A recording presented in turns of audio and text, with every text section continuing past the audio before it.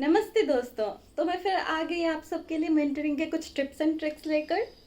सो आज हम जिस बारे में बात करने वाले हैं वो सबको पता है, सबने ट्राई किया है उसे फॉलो करना, बट कुछ सक्सेसफुल हुए तो कुछ बहुत मेजॉरिटी ऑफ देम सक्सेसफुल नहीं होते हैं, जो कि है टाइम टेबल। अब आपने बहुत बार बनाया होगा, मैं अपनी एक्सपीरियंस से बताऊं तो मैंने हर लगता है मतलब अपने हर साल में एक एक साल में मैंने 10-15 बार ट्राई किया टाइम टेबल बना के फॉलो करने के लिए। वो हार्डली मैं 5 दिन फॉलो करती हूँ और फिर मैं उसे नहीं फॉलो कर पाती हूँ तो वो वेस्ट में चला जाता है। तो हमेशा ऐसा ही होता है मेरे साथ। तो मुझे लगता है कि मेरे प्रॉब्लम आप लोगों के साथ भी सेम ही प्रॉब्लम हो रहे होंगे।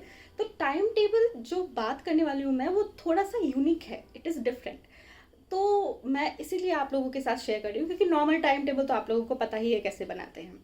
तो मैं जो अभी बात करने वाली हूँ उसका रेफरेंस मैंने लिया है एक बुक से, how to become a straight A student.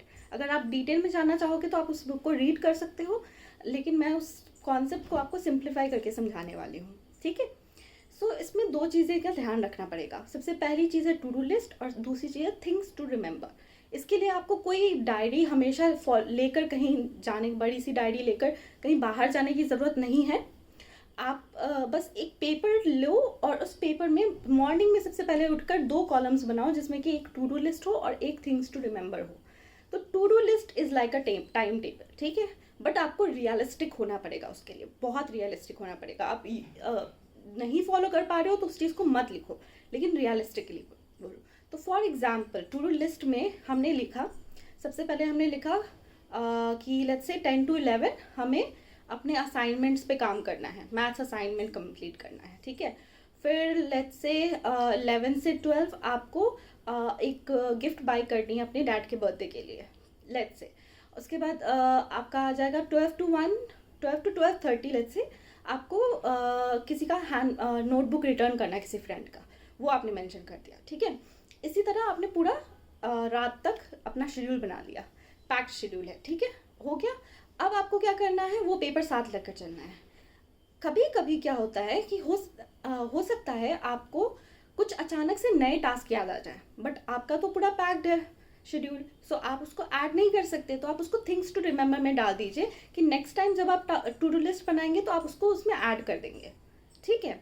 तो वो हो गया आपका थिंग्स टू रिमेंबर। याद रखना है कि जब भी कोई नया टास्क याद आता है तो आप उसको मेंशन कर दीजिए, फाइन। अब टू डू लिस्ट में मुझे पता है मेजॉरिटी ऑफ देम के क्वेश्चंस ये रहेंगे कि टू डू लिस्ट हम लोग कैसे फॉलो करें, और फॉलो वो भी ना हो पाए तो इसीलिए आपको ये समझना है कि आपको वो पेपर और पेन अपने साथ लेकर चलना है। और क्या करना है मैं बताती हूँ। अगर सपोज ऐसा हुआ कि आपको मॉम को कॉल करना है और वो एक अर्जेंट काम है जो कि आज ही करना है आपको, तो आप क्या कर सकते हैं, कुछ टास्क उसमें से रिड्यूस करके आप ये लिख सकते हैं, मेंशन कर सकते हैं कि मॉम को कॉल करना है इतने से इतने बजे तक।